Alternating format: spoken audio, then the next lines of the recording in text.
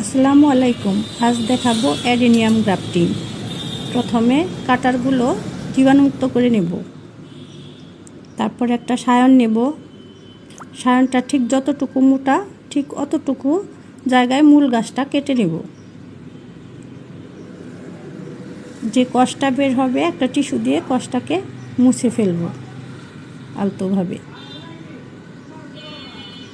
এরপর সায়নটা থেকে 1 ইঞ্চি পরিমাণ ডাল কেটে নেব। এমনভাবে কাটতে হবে যেন বাঁকা তারা না হয়, প্লেন করে কাটতে হবে। এবার ডালটাকে বসিয়ে দেব মেন গাছের উপরে।